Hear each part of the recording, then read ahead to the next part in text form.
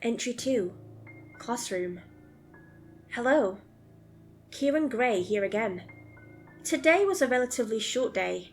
Didn't do much mission, but it was more questioning the very reality we live in.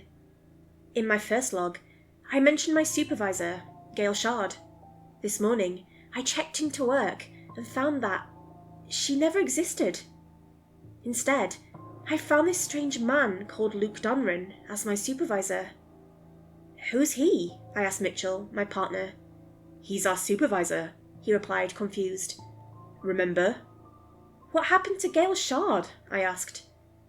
Who? I left Mitchell at that point and headed towards the archives. Everything, from items to employees, were in the archives. I clicked Search Employees and typed in Gail's name. No results. I typed in my name and clicked on my profile. It told me my age, date of birth, rank, and supervisor. The supervisor was Luke Dunran. I searched Gail's, now Luke's, old office to prove her existence, but there was nothing. It was completely different from yesterday. I told Dr. Magnus about it, and he pretended to believe me, but then he just laughed and told me it was a nice April Fool's joke. So I left, confused. By then, I had an hour left until I had to go on a mission with the Archive Hydra team, so I headed to the cafeteria. I took a meal without paying attention and sat down.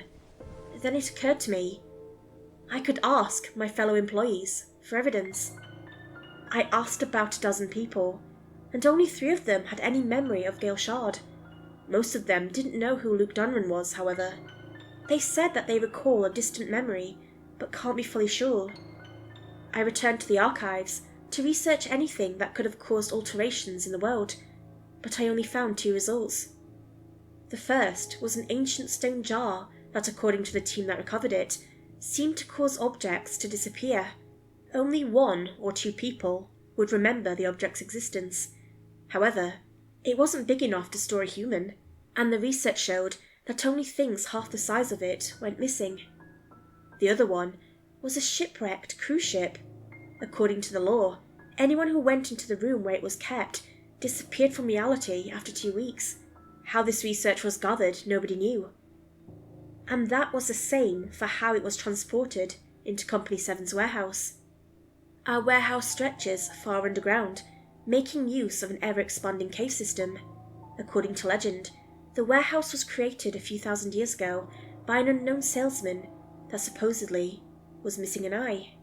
I've never been put on storage and archive duty, so I personally don't know how large it is and what goes on there. The only thing I know is that you can't leave the area if you're transferred there unless you resign or get transferred to field duty, research, or Banshee protocol. Anyway, before I could research further, it was time for my mission. I wasn't told where I was going this time. I was only told to get in a car with 5 other people and relax. I wasn't told about the mission either. By looking at my colleagues' uniforms, I could tell they weren't with Company 7. I, and everyone else in the company, wears jet black uniforms, and we all wear coloured pins to see our rank. Well, all except for Mitchell, at least. The other 4 people worked for different companies. That was for sure. 2 of them wore long coats, embroidered with a deer, and the other 2 seemed to dress plainly, but they had swords with them. Whoever they worked for, I didn't recognise.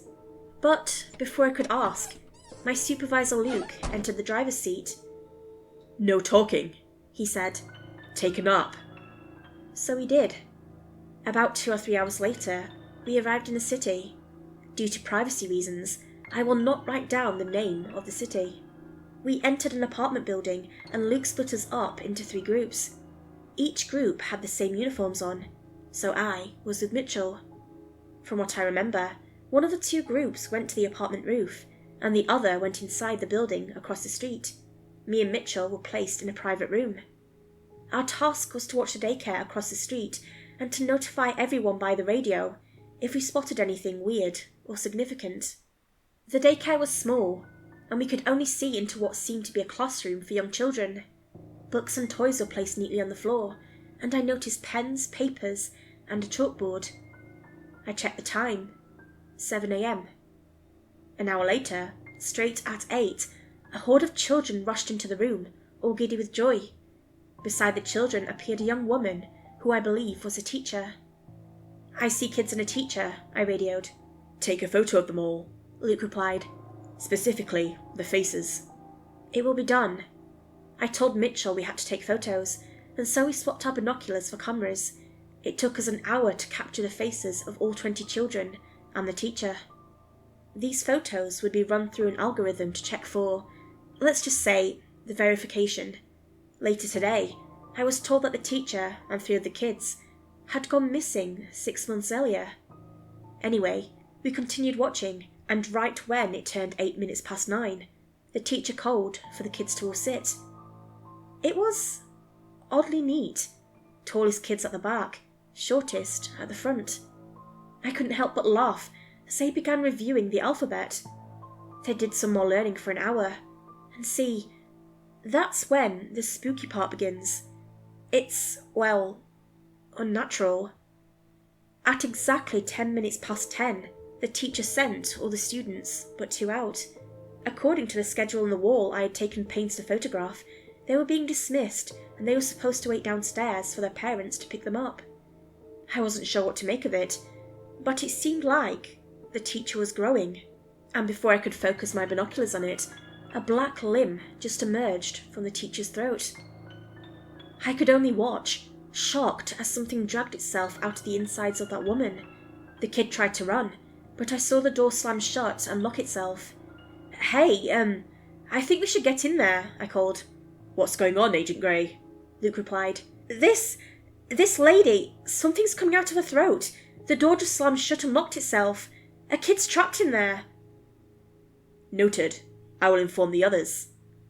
And that was that. According to company rules, after a supervisor has noted your information, you were to go back to observing. I looked back to see the teacher's skin as a puddle on the floor. The kid was in a corner, and to my horror I saw this thing. It looked almost human, but its limbs were just too long and spindly and black, like how wood looks after it's been burned. The face was, well, it wasn't a face.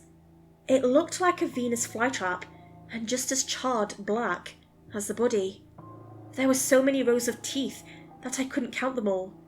Whenever I tried to zoom in with my binoculars, I'd get dizzy and see it suddenly have more limbs, or smell the distinct smell of corpses. The thing snatched the kid and lifted him into the air, which I thought was impossible given how weak its hooked vulture claws looked. But no, the thing just picked the kid up and brought it towards it. I thought the flytrap thing was going to eat him, but I was wrong. I don't know how, but I saw it remove one of its teeth, and the tooth was wriggling like it was some sort of bug.